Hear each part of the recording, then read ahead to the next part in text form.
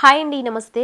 ఈరోజు మన కిచెన్లో ఆరోగ్యానికి ఎంతో మేలు చేసే డ్రైనట్ చిక్కీని చాలా ఈజీగా ఎలా ప్రిపేర్ చేసుకోవాలో ఈ వీడియోలో మీకు చూపిస్తాను.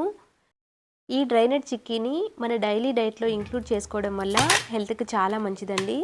స్కూల్కి వెళ్ళే పిల్లలుంటే వాళ్ళ స్నాక్స్ బాక్స్లోకి రోజుకొక చిక్కీ పెట్టామంటే శరీరానికి తగినన్ని పోషకాలు కూడా సమృద్ధిగా అందుతాయి.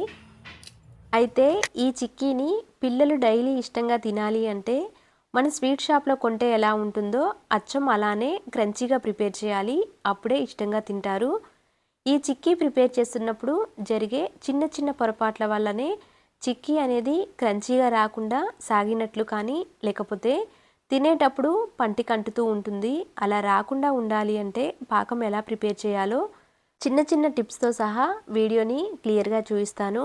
ఎగ్జాక్ట్గా ఈ వీడియో ఫాలో అయ్యారు అంటే అచ్చం స్వీట్ షాప్ స్టైల్ చిక్కీని ఇంట్లోనే ప్రిపేర్ చేసుకోవచ్చు. డ్రైనట్ చిక్కీని తయారు చేయడం కోసం ముందుగా కొన్ని రకాల నట్స్ని తీసుకున్నాను.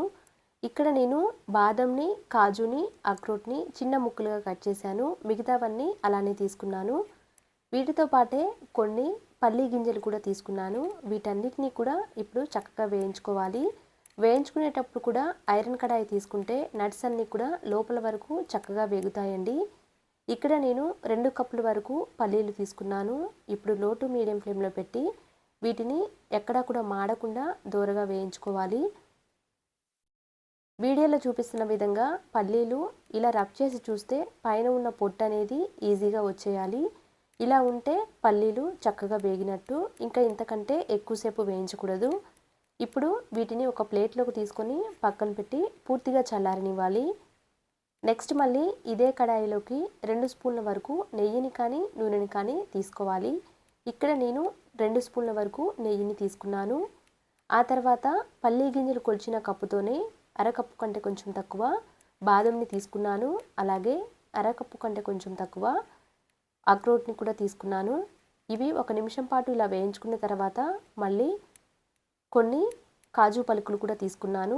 నెక్స్ట్ కొన్ని సన్ఫ్లవర్ సీడ్స్ని తీసుకున్నాను. వీటన్నిటిని మరో నిమిషం పాటు వేయించుకోవాలి. ఈ నట్స్ అన్నిటిని ఒకేసారి వేసి వేయించామంటే సరిగా వేగవండి. అందుకని నిదానంగా వేగే వాటిని కొంచెం ముందు వేయాలి. త్వరగా వేగే వాటిని లాస్ట్లో వేసి వేయించుకోవాలి. ఇలా ఇబ్బంది అనుకుంటే సపరేట్గా వేటికవి వేయించుకొని పక్కకు తీసుకోవచ్చు. నెక్స్ట్ కొన్ని గుమ్మడి గింజలు, కొన్ని పుచ్చగింజలు కూడా తీసుకున్నాను. ఇవన్నీ కూడా చక్కగా వేయించుకొని పక్కకు తీసుకోవాలి. వీటితో పాటే కొన్ని నువ్వులు కూడా వేసి వేయించాల్సిందండి. ఇక్కడ నేను మర్చిపోయాను. అందుకని ఇవన్నీ కూడా ప్లేట్లోకి తీసుకొని పక్కకు పెట్టిన తర్వాత మళ్ళీ ఒక పావు కప్పు వరకు నువ్వులు వేసి దోరగా వేయించుకొని వీటిని కూడా మనం ముందుగా నట్స్ వేయించుకొని ఒక ప్లేట్లోకి తీసుకున్నాం కదా, ఆ ప్లేట్లోకే వేసాను.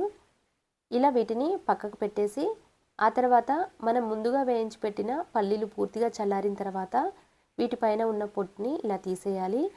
పైన ఉన్న పొట్టు కావాలంటే ఉంచైనా కూడా చిక్కీని ప్రిపేర్ చేయొచ్చండి. ఇక్కడ నేను పూర్తిగా తీయకుండా ఇలా కొంచెం పైన ఉన్న పొట్టుని తీసి మిగతా పల్లీ గింజల్ని అలా ఉంచాను.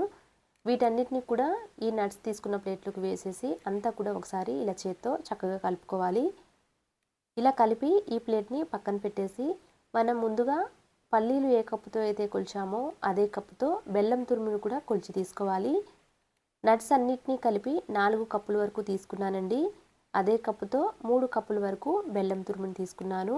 నెక్స్ట్ కొంచెం వాటర్ పోసి స్టవ్ మీద ఉంచి ముందు బెల్లాన్ని కరిగించాలి. బెల్లం కరిగిన తర్వాత పాకాన్ని ప్రిపేర్ చేయాలి.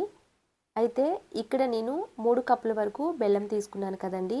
వెయిట్ వైజ్ చెప్పాలి అంటే కేజీ నట్స్కి 3/4 కేజీ బెల్లం అయితే కరెక్ట్గా సరిపోతుంది. అలాగే కప్ వైజ్ అయితే 4 కప్పుల నట్స్కి 3 కప్పుల బెల్లం కరెక్ట్గా సరిపోతుంది. వీడియోలో చూపిస్తున్న విధంగా బెల్లం కరిగిన తర్వాత పాకం ప్రిపేర్ చేసే పాత్రలోకి ఇలా బెల్లాన్ని వడకట్టి తీసుకోవాలి. నలకలు ఏమైనా ఉంటే పక్కకు తీసేయవచ్చు. అయితే పాకం ప్రిపేర్ చేసే పాత్ర కూడా అడుగు మందంగా ఉండేటట్లు చూసుకోవాలి. అడుగు మందంగా ఉంటేనే పాకం అంతా కూడా ఈవెన్గా ప్రిపేర్ అవుతుంది. అలా కాకుండా అడుగు పల్చగా ఉంది అంటే ఒక దగ్గర పాకం త్వరగా వస్తుంది, మరో దగ్గర పాకం సరిగా రాదు. కాబట్టి పాకం ప్రిపేర్ చేసే పాత్ర ఖచ్చితంగా అడుగు మందంగా ఉండేటట్లు చూడాలి. ఇక్కడ హై ఫ్లేమ్లో కొద్దిసేపు ఉడికించి పాకం వచ్చే ముందు లో టు మీడియం ఫ్లేమ్లోకి అడ్జస్ట్ చేసుకొని పాకాన్ని చెక్ చేస్తూ ఉండాలి. ఇక్కడ నేను కొద్దిసేపు ఉడికించిన తర్వాత ఒక గిన్నెలోకి నీళ్ళని తీసుకొని కొంచెం పాకాన్ని వేసి చెక్ చేస్తున్నాను. పాకం వేసిన వెంటనే చెక్ చేస్తే అర్థం కాదండి. పాకం వేసి ఒక అర నిమిషం పాటు పక్కన పెట్టాలి. ఆ తర్వాత చెక్ చేయాలి. ఇక్కడ చూడండి, జనరల్గా అందరూ కూడా ఇక్కడే మిస్టేక్ చేస్తూ ఉంటారు. పాకం ఇలా గిన్నెకి కొట్టి చూస్తే సౌండ్ వస్తుంది కదా అని చెప్పేసి స్టవ్ ఆఫ్ చేస్తారు. ఇలా సౌండ్ వచ్చినా కానీ చేతి వేళ్ళతో పాకాన్ని విరిచి చూస్తే అప్పడం మాదిరిగా విరగాలండి. ఇలా వీడియోలు చూపిస్తున్న విధంగా సాగింది అంటే పాకం కరెక్ట్గా రానట్లు. కాబట్టి మరికొద్దిసేపు ఉడికించి మళ్ళీ కొంచెం పాకాన్ని వేసి చెక్ చేస్తున్నాను. ఇలా పాకం నీళ్ళల్లోకి వేసి ఒక అర నిమిషం పక్కన పెట్టి ఆ తర్వాత మళ్ళీ చూస్తున్నాను. ఇక్కడ చూడండి, పాకాన్ని ఇక్కడ జాగ్రత్తగా చూసుకోవాలి. ఈ పాకం ఒక్కటి జాగ్రత్తగా చూసుకుంటే చిక్కీ పర్ఫెక్ట్గా వస్తుందండి. పాకాన్ని ఇలా చేతి వేళ్ళతో విరిచామంటే అప్పడం మాదిరిగా విరిగిపోవాలి. ఈ పాకం అయితే కరెక్ట్ పాకం అన్నట్లండి. ఈ పాకం వచ్చినప్పుడు చిక్కీ ప్రిపేర్ చేస్తే పర్ఫెక్ట్గా వస్తుంది. ఇలా అప్పడం మాదిరిగా విరగాలి. అలాగే ఈ పాకాన్ని గిన్నెలోకి వేసామంటే టంగుమని శబ్దం రావాలి. ఇప్పుడు వెంటనే మంచి ఫ్లేవర్ కోసం ఇలాచీ పొడిని, అలాగే పాకం రంగు మారకుండా ఉండడం కోసం ఒక చిటికెడు వంట సోడాని వేశాను. ఈ వంట సోడా వేయడం వల్ల పాకంలో గుల్లతనం వస్తుందండి. అంటే ఈ చిక్కీ అనేది క్రంచీగా వస్తుంది. నెక్స్ట్ కొంచెం నెయ్యిని కూడా వేశాను. నెయ్యి వల్ల చిక్కీకి మంచి ఫ్లేవర్ వస్తుంది.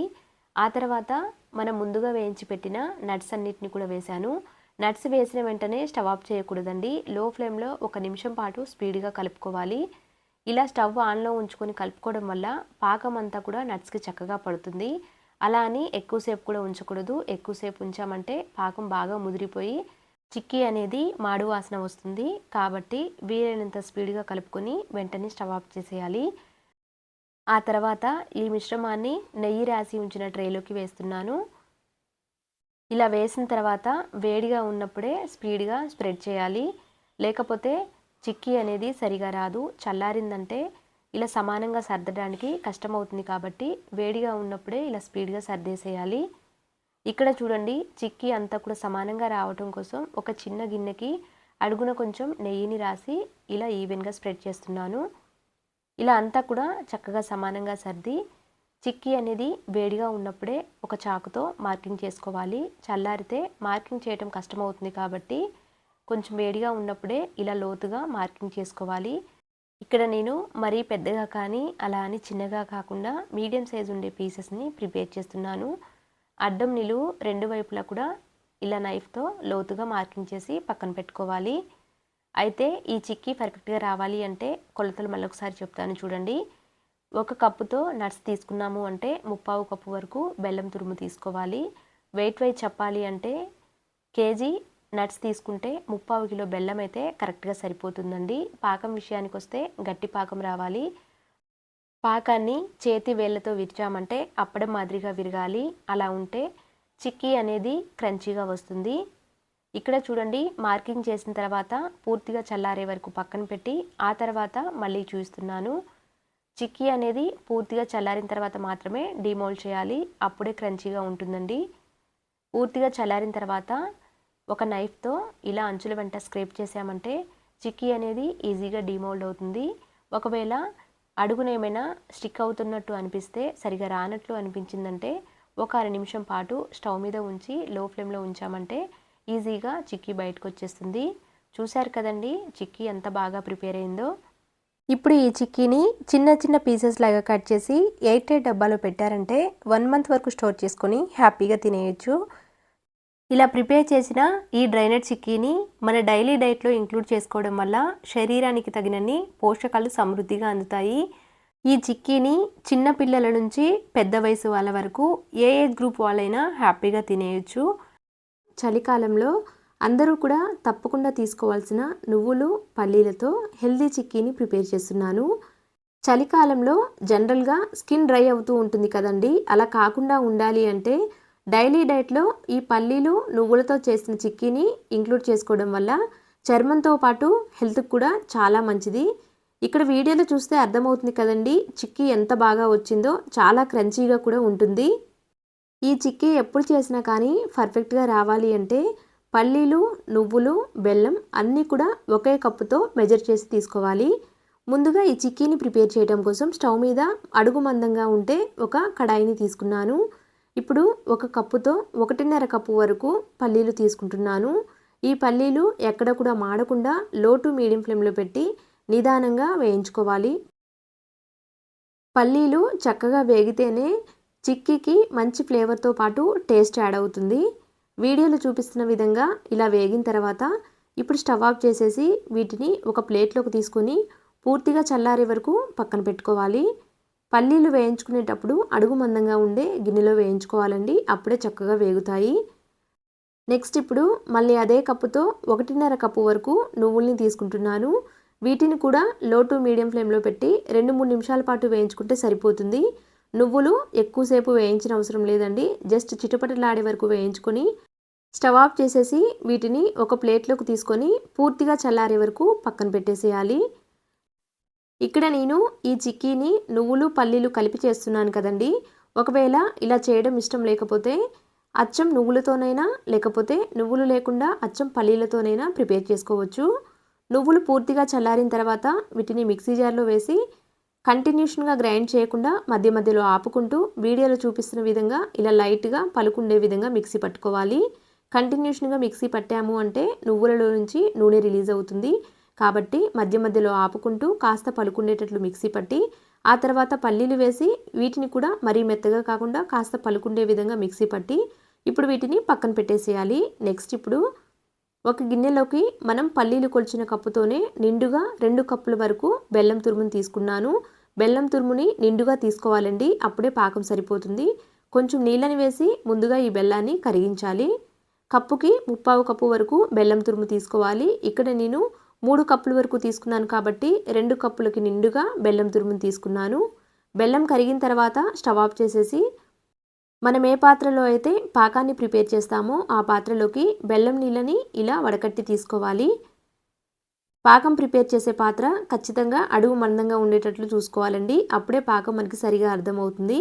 అడుగు పల్చగా ఉంటే ఒక దగ్గర పాకం వస్తుంది, ఒక దగ్గర పాకం రాదు, కాబట్టి సరిగా అర్థం కాదు. అందుకని అడుగు మందంగా ఉండే పాత్రని తీసుకోవాలి. లో టు మీడియం ఫ్లేమ్లో పెట్టి పాకాన్ని ప్రిపేర్ చేయాలి. ముందుగా మీడియం ఫ్లేమ్లో పెట్టి పాకాన్ని ఉడికించి పాకం వచ్చే ముందు లో ఫ్లేమ్లో పెట్టి చెక్ చేస్తూ ఉండాలి. పాకం చెక్ చేసేటప్పుడు ఖచ్చితంగా లో ఫ్లేమ్లో మాత్రమే పెట్టాలండి, లేకపోతే పాకం మాడిపోతుంది. ఇలా పాకాన్ని తీసుకొని ఒకసారి వేసి చెక్ చేస్తున్నాను.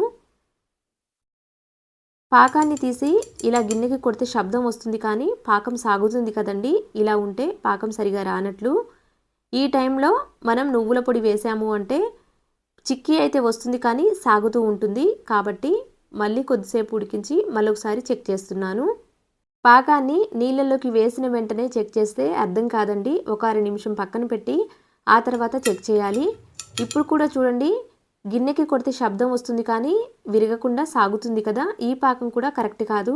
ఈ టైంలో నువ్వుల పొడి వేసినా కానీ చిక్కీ అయితే వస్తుంది కానీ పంటికి అంటుకుంటూ సాగుతూ ఉంటుంది. కాబట్టి మరొక నిమిషం పాటు ఉడికించి మళ్ళీ ఒకసారి చెక్ చేయాలి. పాకం ఒకసారి రావడం స్టార్ట్ అయింది అంటే వెంటనే చెక్ చేస్తూ ఉండాలి. అలాగే లో ఫ్లేమ్లో పెట్టి మాత్రమే చెక్ చేయాలి. ఒకవేళ పాకం మాడిపోతున్నట్టు అనిపిస్తే స్టవ్ ఆఫ్ చేసైనా చెక్ చేయాలి, కానీ అలా వదిలేయకూడదు. ఇక్కడ చూడండి, పాకాన్ని నీళ్ళల్లోకి వేసిన తర్వాత 1/2 నిమిషం పక్కన పెట్టి ఇలా చెక్ చేస్తే అప్పడం మాదిరిగా విరుగుతుంది. అలాగే గిన్నెలోకి వేస్తే శబ్దం వస్తుంది కదండి, ఇలా ఉంటే పాకం పర్ఫెక్ట్గా వచ్చినట్లు. ఇప్పుడు వెంటనే కొంచెం వంట సోడాని, ఇలాచీ పొడిని, నెయ్యిని వేసి అంతా కూడా కలిపి లో ఫ్లేమ్లోనే మనం ముందుగా ప్రిపేర్ చేసి పెట్టిన నువ్వులు పల్లీల పొడిని వేయాలి. స్టవ్ ఆఫ్ చేయకూడదండి, లో ఫ్లేమ్లో పెట్టి మాత్రమే ఈ పొడి వేసి వెంటనే కలిపేసేయాలి. ఇక్కడ ఆలస్యం చేయకూడదు, వెంటనే కలుపుతూ ఉండాలి, లేకపోతే పాకం మాడిపోతుంది. పాకం ఎక్కువగా ముదిరినా కానీ చిక్కీ సరిగా రాదండి, కాబట్టి ఇలా స్పీడ్గా కలుపుకొని వెంటనే స్టవ్ ఆఫ్ చేసేసి పక్కకు దించేయాలి. ముందుగానే ఒక ట్రేకి నూనెని కానీ నెయ్యిని కానీ అప్లై చేసి ఉంచాలి, అప్పుడు మనకి ఈజీ అవుతుంది. ఇక్కడ నేను ట్రేకి నెయ్యిని రాసి ఉంచాను. ఆ తర్వాత ముందుగా ప్రిపేర్ చేసిన మిశ్రమాన్ని వేసి వెంటనే స్ప్రెడ్ చేయాలి. ఈ టైంలో అస్సలు ఆలస్యం చేయకూడదు, అంతా కూడా వెంటనే జరగాలి, అప్పుడే చిక్కీ పర్ఫెక్ట్గా వస్తుంది.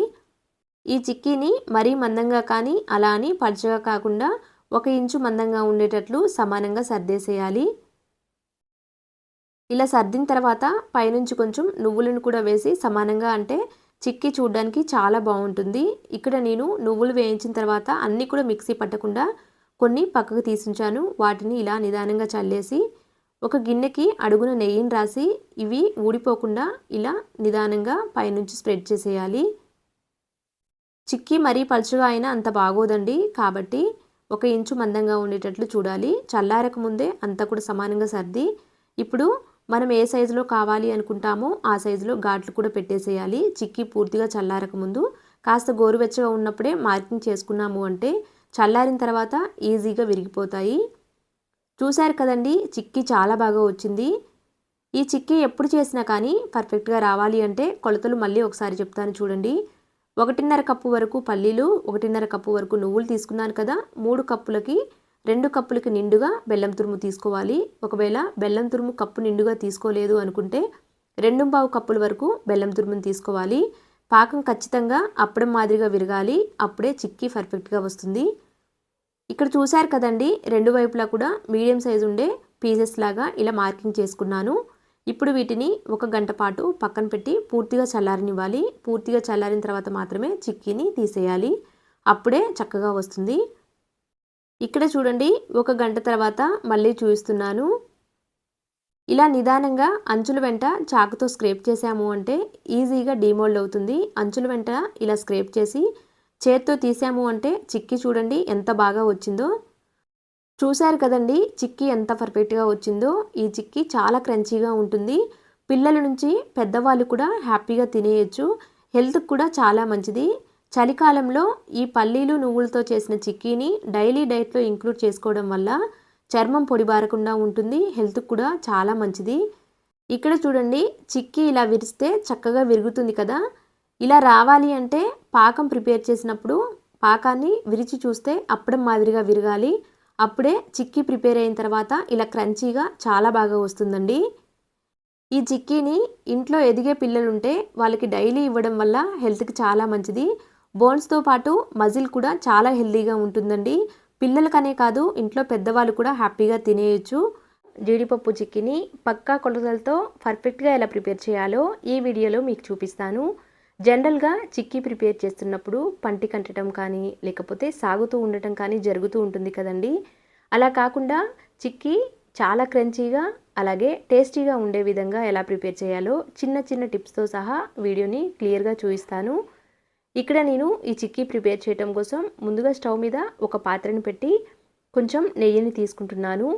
నెయ్యి ఇష్టం లేకపోతే నూనెనైనా తీసుకోవచ్చు. కాకపోతే నెయ్యి వల్ల మంచి ఫ్లేవర్ వస్తుంది చిక్కీకి.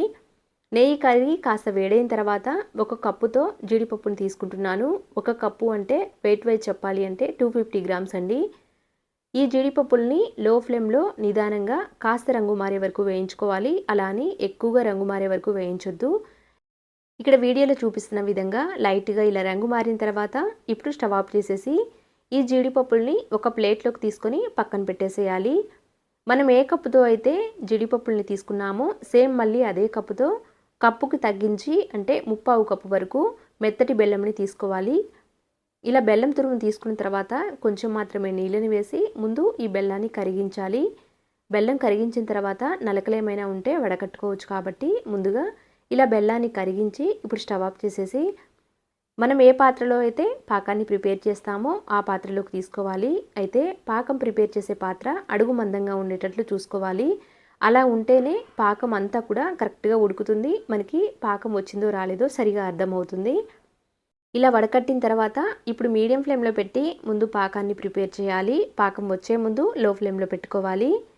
ఏ చిక్కీకైనా కానీ పాకం ఒక్కటి కరెక్ట్గా రావాలి. పాకం కరెక్ట్గా ఉంటేనే చిక్కీ అనేది క్రంచీగా వస్తుంది. ఇక్కడ చూడండి, వీడియోలో చూపిస్తున్న విధంగా ఇలా ఉడికించిన తర్వాత ఒకసారి పాకాన్ని చెక్ చేస్తున్నాను. పాకం చెక్ చేసే ముందు లో ఫ్లేమ్లో పెట్టాలి. అలా అని వదిలేయకుండా కలుపుకుంటూ ఉండాలండి. లేకపోతే ఒకే దగ్గర పాకం ఎక్కువగా ఉడుకుతుంది. ఇక్కడ చూడండి, వీడియోలో చూపిస్తున్న విధంగా ఇలా పాకం సాగకూడదండి. ఇలా సాగినప్పుడు కనుక జీడిపప్పులు వేసామంటే చిక్కీ అయితే వస్తుంది, కానీ చల్లారిన తర్వాత పంటికి అంటుకుంటూ సాగుతూ ఉంటుంది. కాబట్టి ఇలా వచ్చిన తర్వాత మరికొద్దిసేపు లో ఫ్లేమ్లో ఉడికించాలి. పాకం ప్రిపేర్ చేసేటప్పుడు కూడా కంటిన్యూషన్గా కలుపుకుంటూ ఉండాలి. అలా కలుపుకుంటూ ఉంటేనే పాకం అంతా కూడా ఈవెన్గా ఉడుకుతుంది, కరెక్ట్గా అర్థమవుతుంది. ఇక్కడ చూడండి పాకం మరొకసారి చెక్ చేస్తున్నాను. పాకం కూడా నీళ్ళలోకి వేసిన వెంటనే చెక్ చేస్తే అర్థం కాదు. ఒక 5-6 సెకన్ల పాటు అలా వదిలేసేయాలి. కాస్త చల్లారిన తర్వాత పాకం చెక్ చేస్తే మనకి కరెక్ట్‌గా అర్థమవుతుంది. నీళ్లు పడేసి ఇలా ఒకసారి చెక్ చేయాలి. మనం గిన్నెలోకి వేస్తున్నప్పుడు పాకం టంగుమని శబ్దం వచ్చిందంటే కరెక్ట్ పాకం అన్నట్లండి. అప్పుడు వెంటనే కొంచెం వంట సోడాని వేస్తున్నాను. అలాగే కొంచెం ఇలాచీ పొడిని, కొంచెం నెయ్యిని వేసి అంతా కూడా కలిపి ముందుగా వేయించి పక్కన పెట్టిన జీడిపప్పులను కూడా వేసేయాలి. పాకం వచ్చిన తర్వాత ఎక్కువసేపు ఉడికించొద్దు. వెంటనే కొంచెం వంట సోడా వేసామంటే పాకం కలర్ చేంజ్ అవ్వకుండా ఉంటుంది. అలాగే చిక్కీ కూడా క్రంచీగా వస్తుంది, అంటే గుల్లగా వస్తుంది.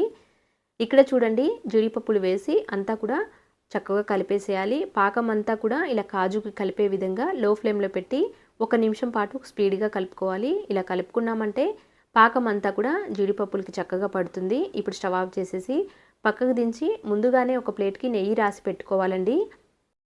ఇలా నెయ్యి రాసి ఉన్న ప్లేట్లోకి ఈ మిశ్రమాన్ని వేసి వెంటనే స్ప్రెడ్ చేయాలి. చల్లారక ముందే అంతా కూడా ఈవెన్గా స్ప్రెడ్ చేసామంటే చిక్కీ పర్ఫెక్ట్గా ప్రిపేర్ అవుతుంది. ఏ చిక్కీ అయినా కానీ కరెక్ట్గా కుదరాలి అంటే పాకం ఒకటి జాగ్రత్తగా చూసుకోవాలండి. పాకాన్ని కూడా నీళ్ళల్లోకి వేసిన వెంటనే చెక్ చేసామంటే మనకి సరిగా అర్థం కాదు. కాబట్టి నీళ్ళల్లోకి వేసిన తర్వాత ఒక 2-3 సెకన్ల పాటు అలా వదిలేస్తే ఆ తర్వాత పాకం చెక్ చేస్తే కరెక్ట్గా అర్థమవుతుంది. వీడియోలో చూపిస్తున్న విధంగా చిక్కీని ఇలా చక్కగా స్ప్రెడ్ చేసిన తర్వాత వేడిగా ఉన్నప్పుడే ఇలా మార్కింగ్ చేసుకున్నామంటే చల్లారితే ఈజీగా విరిగిపోతుంది. ఇక్కడ చూడండి వీడియోలో చూపిస్తున్న విధంగా ఇలా కావాల్సినంత సైజులో మార్కింగ్ చేయాలి. 2 వైపులా కూడా మార్కింగ్ చేసి ఒక 2 గంటల పాటు పక్కన పెడితే పూర్తిగా చల్లారుతుంది. మనం ముందుగా పాకాన్ని చెక్ చేసాం కదా, ఈ చిక్కీ ప్రిపేర్ అయ్యేలోపు పక్కన పెట్టాను. పూర్తిగా చల్లారిన తర్వాత ఇక్కడ చూడండి ఇలా విరగొడితే పాకం చక్కగా విరగాలి. ఇలా విరిగిందంటే మనకి చిక్కీ పర్ఫెక్ట్గా ప్రిపేర్ అవుతుంది. వెంటనే చెక్ చేస్తే అర్థం కాదండి. ఒక 2 నిమిషాల పాటు పక్కన పెడితే మనకి అర్థమవుతుంది. ఇక్కడ చూడండి పూర్తిగా చల్లారిన తర్వాత చిక్కీ అనేది చాలా బాగా వచ్చింది కదా. జీడిపప్పు చిక్కీని ఇలా ప్రిపేర్ చేసామంటే క్రంచీగా చాలా టేస్టీగా ఉంటుందండి. ఇలా విరగొడితే చక్కగా విరిగిపోతుంది కదా. తినేటప్పుడు కూడా ఎక్కడ పంటి కంటకుండా చాలా క్రంచీగా ఉంటుంది. ఇంట్లో పిల్లలతో పాటు పెద్దవాళ్ళు కూడా చాలా ఇష్టంగా తింటారు. ఇలా ప్రిపేర్ చేసిన చిక్కీని డైలీ డైట్లో ఇంక్లూడ్ చేసుకోవడం వల్ల హెల్త్కి చాలా మంచిదండి. ఎదిగే పిల్లలుంటే వాళ్ళకి డైలీ ఒక పీస్ ఇచ్చామంటే వాళ్ళకు కూడా హెల్త్కి చాలా మంచిది. అన్నీ కూడా ఇలా ప్రిపేర్ చేసి ఒక డబ్బాలో స్టోర్ చేసుకున్నామంటే 15-20 రోజుల పాటు హ్యాపీగా తినేయచ్చు. చూశారు కదండి, చాలా సింపుల్ ప్రాసెస్తో జీడిపప్పు చిక్కీ పర్ఫెక్ట్గా ప్రిపేర్ అయింది. అంతే అండి. Thank you for watching.